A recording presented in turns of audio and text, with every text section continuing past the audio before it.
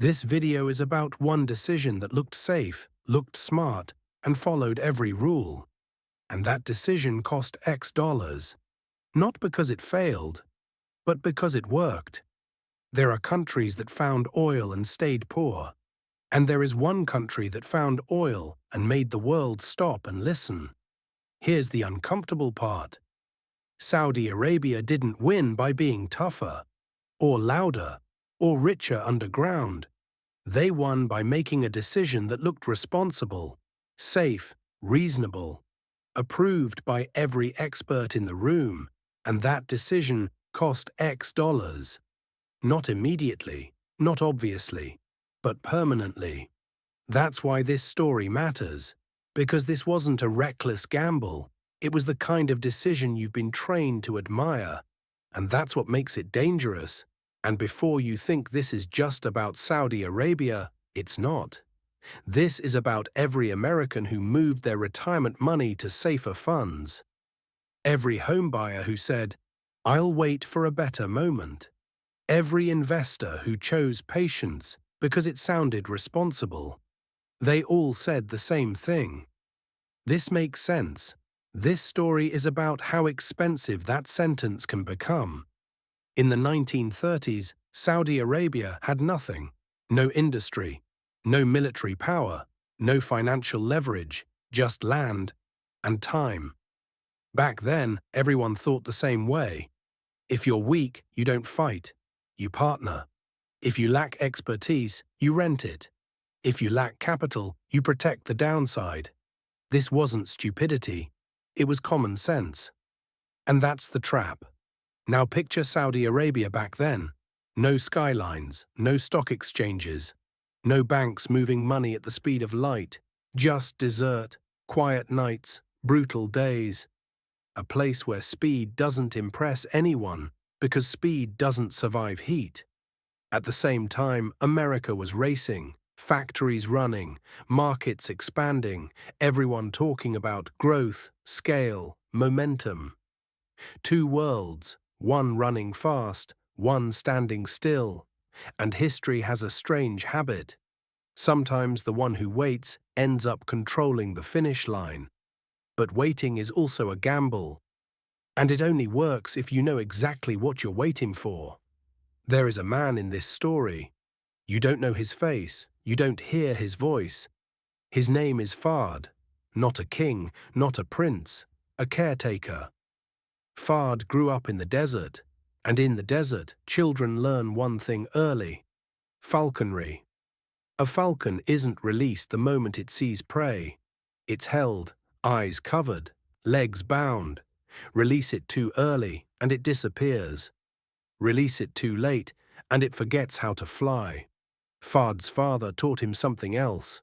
A falcon doesn't die from hunger. It dies from bad timing. Speed isn't power, timing is. Fard never forgot that. So when American oil companies arrived, he didn't celebrate. He watched. Saudi Arabia made the first smart decision. They let others extract the oil, no upfront capital risk.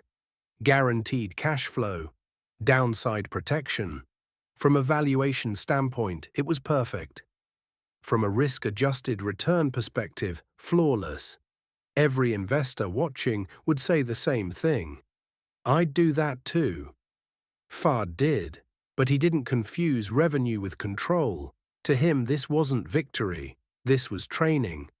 The falcon was still on the glove, and here's the part: no spreadsheet models. A decision like this doesn't stand alone, it forces the next one. In American finance, this is called a textbook decision. Taught at top schools, praised in boardrooms, wrapped in PowerPoint slides, and usually defended with one sentence: there was no better alternative. That sentence is almost always wrong, because when there are no alternatives, there is no leverage. And when leverage leaves, getting it back is never cheap.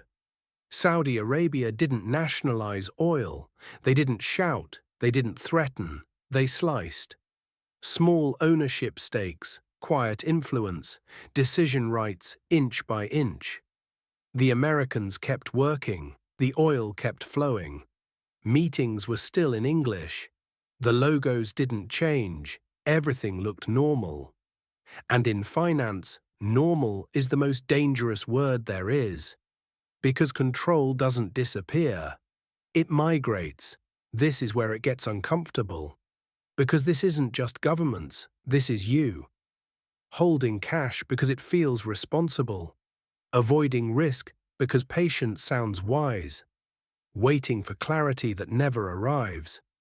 Opportunity cost doesn't warn you. It doesn't knock. It just leaves. Then came 1973. Oil stopped. Gas lines stretched for miles. Inflation exploded. Governments panicked. Saudi Arabia didn't explain. They waited. And the world learned something it didn't want to admit. Energy isn't just a commodity. It's asymmetric risk. The decision worked. And that success created the next failure. Money flooded in. Petrodollars recycled. Security guaranteed. Cash flow stabilized everything. On paper, it was strength. In reality, it was sedation. Easy money delays hard decisions. Nothing collapsed, nothing burned. Experts smiled and said, "This is sustainable." That sentence has ended more empires than war. Because while the money flowed, something else stalled.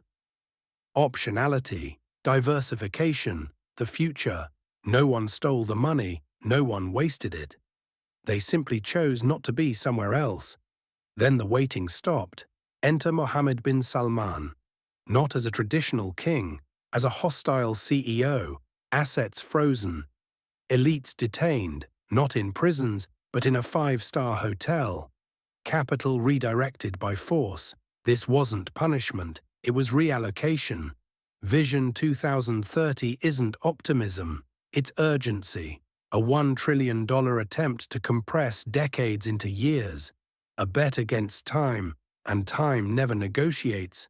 The man who waited perfectly realized waiting had become the risk. Saudi Arabia didn't get rich because it found oil. It got powerful because it understood leverage. But leverage always sends a bill, and it never asks politely. Almost right, not wrong, not stupid. Just correct enough to be catastrophic.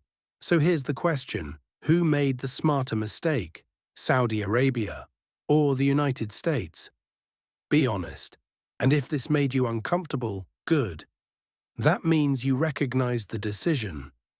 Because this channel isn't about bad choices. It's about the ones that feel smart right before they get expensive. So subscribe. Not because we're right, but because being almost right is how people lose the most money. And this channel exists to make sure you see it coming before the bill arrives.